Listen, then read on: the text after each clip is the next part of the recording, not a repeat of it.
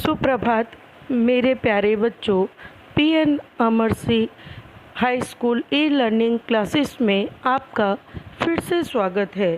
मैं नेहा शर्मा कक्षा 11 हिंदी विषय के पाठ्यक्रम को आगे बढ़ाते हुए गद्य 2 बापू की कुटिया में आपको समझाने जा रही हूँ।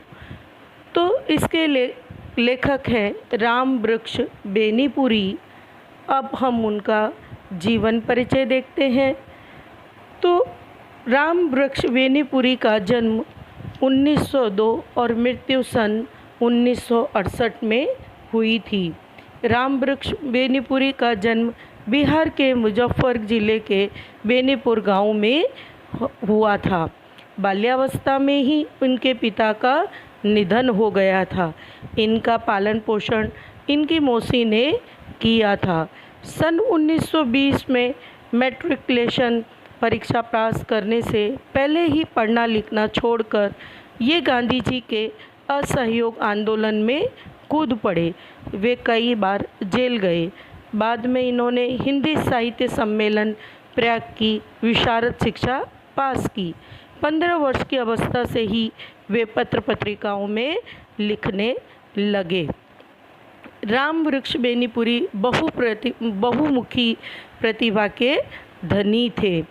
उन्होंने नाटक, उपन्यास, कहानी, ललित निबंध, रेखाचित्र, संस्मरण आदि अनेक गद्य विद्याओं में रचना की है। अब उनकी कौन कौन से साहित्य रचनाएं हैं तो उनके बारे में जानते हैं। माटी की मूर्तें, लाल तारे उनके रेखाचित्रों के संग्रह हैं।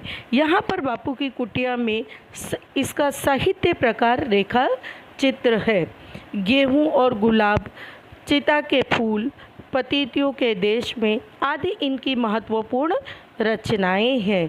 ललित निबंध के क्षेत्र में उन्हें विशेष ख्याति मिली है।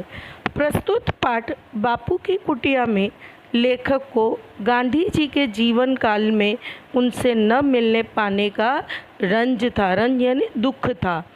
तो दूसरी ओर उनकी अनुपस्थिति में कुटिया की हर वस्तु को आत्मसात करने का सुअवसर पाकर अपने आप को भाग्यशाली मानते हैं।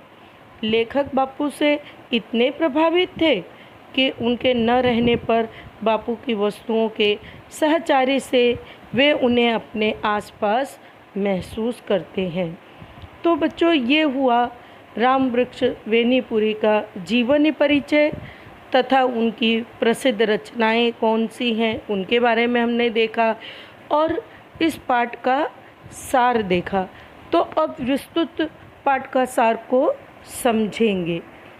बापू, यहाँ तुम्हारी इस कुटिया में तुम्हारे पायदान बैठकर मैं ये कुछ पंक्तियाँ लिख रहा हूँ। अब यहाँ पर लेखक कह रहे हैं कि बापू, ये तुम्हारी इस कुटिया के अंदर मैं बैठकर और पायदान यानी पैरों के से जगह पर बैठ कर के मैं कुछ पंक्तियाँ लिख रहा हूँ।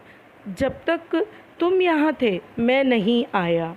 यह मेरा दुर्भाग्य था या सौभाग्य।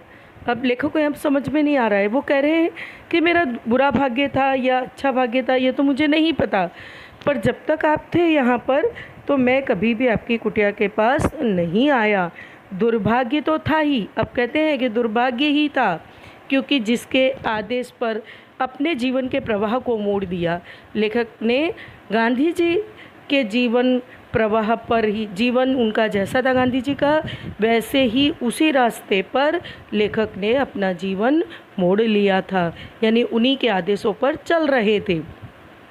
जिसकी आज्ञा पर बार बार अपने संकटों में डाला और सबसे बढ़कर जिस विश्ववंद व्यक्ति के दर्शन के लिए दूर दूर देशों के लोग आते रहे, उसकी ज़िंदगी में उसके आवास इस पर पहुंचकर उसकी चरण रज यानी धूल से अपने मस्तक को धन्य न बना सका। यहाँ पर लेखक को दुख है कि लोग इतनी दूर दूर से आते थे, उनके चरण रज उनकी धूल को लेते थे, पर मैं उनके पास नहीं आ सका।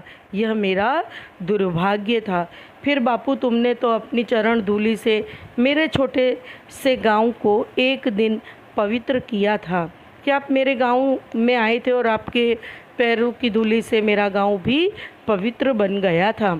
अतः यह स्वभावतः ही उचित था कि जब तक तुम यहाँ थे मैं आता और तुम्हारे दर्शनों से, तुम्हारे चरण स्पर्श से अपने जीवन को कृतकृत्य करता। कृतकृत का अर्थ है धन्य धन्य करता, पर यह सब नहीं हो सका। इस बात को लेखक का दुख रहा था, किंतु देखता हूँ और आज यहाँ प्रत्यक्ष कर रहा हूँ, आदमी का दुर्भाग्य कभी कभी सौभाग्य बन जाता है। लगता है देर आए दुरुस्त आयत की कहावत बहुत ही सच है। यदि मैं उन दिनों आता तो क्या मैं तुम्हारे बिस्तर के इतना निकट इतनी देर के लिए स्थान पा सकता था? उस शांत एकांत में अकेले अकेले इस कुटिया से इतना तादात्म्य प्राप्त करने में सफल हो सकता था? अरे तुम्हारे पायदाने बैठकर अपनी लेखनी को इस तरह सार्थक करने का सौभाग्य उन दिनों क्या खाकर किस पुरातन पुण्य बल से पा सकता था।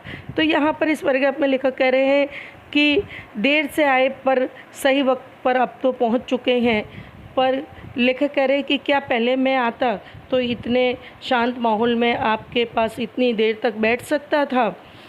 तुम्हारा यह बिस्तरा खजूर की चटाई पर एक गद्दा डालकर और उसे खादी से ढककर बनाया गया। अब यहाँ पर लेखक कह रहे कि उनका बिस्तरा, गांधी जी का बिस्तरा जो था वो कैसे बनाया गया था। तो खजूर की चटाई पर एक गद्दा डाल करके और उसे खादी से ढककर बनाया गया था। श्वेत शुभ्र यानी सफ़ेद था बिस्तरा उनका। बापू, लगता है तुम अभी अभी यहाँ से कुछ देर के लिए बाहर गए हो और अभी अभी उस हृदयकारी मुस्कान के साथ पधारोगे।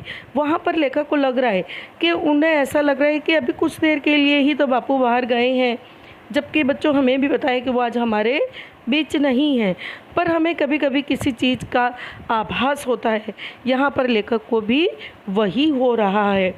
तुम्हारा यह बिस्तरा, तुम्हारा यह तकिया, तुम्हारी यह तुलसी की माला, तुम्हारा यह प्यारा चरखा, सब के सब यही तो कह रहा है कि तुम अभी गए हो, अभी आओगे। किंतु नहीं, इस कुटिया के दाहिने द्वार के निकट जो यह घड़ी और खड़ाऊ की जोड़ी है, यह कहती है, अरे तुम किस भ्रम में हो? बापू क्या हमें छोड़कर कभी बाहर निकलते थे? वह बाहर कहीं नहीं गए। तो क्या बापू यहीं हैं? कहाँ हैं बताओ? और बिस्तरे, हमारे सारे राष्ट्र के बापू कहाँ हैं? अब यहाँ पर लेखक बिस्तरे से मनो बात कर रहे हूँ ऐसा बताया गया है। बिस्तरा नहीं बोलता, किंतु खुली अलमारी पर रखे बापू के 3 बंदर तो इशारे से कह रहे हैं, आँख बंद करो, जबान बंद करो, कान बंद करो, अपने को आत्मस्थ करो, फिर देखो बापू यहीं हैं। यानी कि मानो उनके 3 बंदर कह रहे हैं कि आँख और कान और जबान बंद करके आप अपनी आत्मा से देखो तो आपको बापू यहीं दिखेंगे।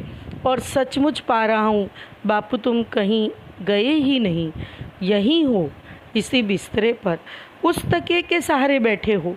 हाँ हाँ, इस शांत एकांत में मैं इस सारी कुटिया को बापू में पा रहा हूँ।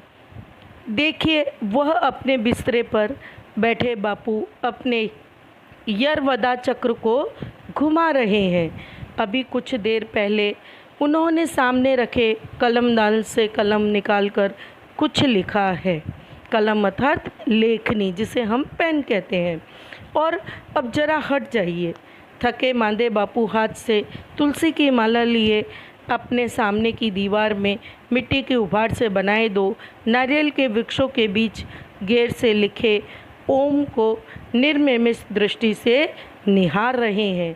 और उस ओम के ऊपर क्या है, तो उस ओम के ऊपर क्या लिखा है, तो हे राम, हे राम, आहा, काल्पनिक लोक से उठकर मैं किस कठोर चट्टान पर पटक दिया। हे राम, इन शब्दों ने कहा, नहीं बापू, अब हमारे बीच नहीं रहे, वह हमसे कब के छीन लिए गए। उस दिन जब गोलियों के 3 भयानक धड़ाकों के बीच दुनिया के अंतिम बार उनके मुख से हे राम सुना था। जन्म जन्म भूमि जतन कराही, अंतराम कही आवत नाही। तो उस दिन संसार ने पाया था कि ऋषियों की परंपरा टूटी नहीं है, बल्कि उनमें से नई ज्योति की एक नई कड़ी जुड़ गई है। काश यह ज्ञान उस ज्ञानी को ही हो पाता जिसने हिंदुत्व के नाम पर इतना बड़ा अनर्थ किया है। किंतु बापू अमर हैं अपने दिव्य रूप से। यहाँ वह सिर्फ यहाँ ही विद्यमान नहीं है, यत्र सर्वत्र उनकी सत्ता और महत्ता व्याप्त है और तब तक व्याप्त रहेगी जब तक आकाश में चांद तारे और पृथ्वी पर उद्पिंज अंडज पिंडज हैं। तो यहाँ इन 2-3 पैराग्राफों में लेखक कल्पना लोक में पहुँच गए हैं और वो आभास कर रहे हैं कि बापू के कार्यों को प्रभावित जो उन्होंने लोगों को किया था उनको याद कर रहे हैं। अब आगे के पैराग्राफ में देखते हैं, ओ बिस्तर इन सादगी में भी तुम कितने महान हो। कि इतना सादा बिस्तर जो बापू जिस पर बैठा करते थे, तो बिस्तर को कह रहे हैं कि इतने सादगी में भी तुम कितने महान हो। क्या इसका एहसास तुम्हें कभी होता है? अरे तुम्हें देखकर कितने रत्न जड़ित स्वर्ण सिंहासन भी ईर्ष्या से जलते होंगे। कि रत्नों से जड़ित सोने के सिंहासन भी तुम्हारी ये सादगी से जल रहे होंगे। क्या कभी उन पर एक क्षण को उतना बड़ा आदमी बैठा होगा? कि गांधी जी इतनी सादगी जीवन बिस्तर पर जो बैठा करते थे, ऐसे कोई भी व्यक्ति नहीं बैठा है। जितने बड़े आदमी को कितने ही दिनों, महीनों, वर्षों तक तुम्हें अपने ऊपर आसीन करने का गौरव प्राप्त हो सका। यह गौरवशाली बिस्तरा, जिसके सिरहाने दीवार से सटी काठ की तख्ती, जिसकी कठोरता को कम करने के लिए ही उतना बड़ा तकिया। थक जाने पर बापू उसी तकिए के सहारे बैठते। बिस्तरे के दाहिने बापू की कुछ आवश्यक वस्तुएं, पत्तों का बना यह टोकरा जिसमें वे रद्दी कागज पत्रों को डाल दिया करते थे, आज भी कुछ ऐसे कागज पत्र हैं। उसकी बगल के समीप यानी नज़दीक दीवार से सटा पीतल का थूकदान, जिसमें थूका जाता है, जिसे बापू स्वयं साफ करते थे। कलमदान यानी पेन रखने का पात्र, जिस पर अभी भी कुछ उनकी लेखनी रखी हैं। यह जादू भरी लेखनी, इसने अपनी नोक से न जाने कितने लोगों के प्राण को उद्वेलित किया। एक स्टैंड पर एक पेंसिल, फिर यह यरवदा चक्र, जिसके चक्कर से ही सारा भारत नाचने लगा। ठीक उसी तरह से कृष्ण की बंसी से गोपियाँ नाचने लगी थी। अब यहाँ पर उपमा दी गई है कि जिस तरह से कृष्ण बंसी बजाया करते थे तो गोपियाँ आकर्षित हुआ करती थी, ठीक उसी तरह से उनके चरखे के कारण लोग उनके आसपास होने लगे।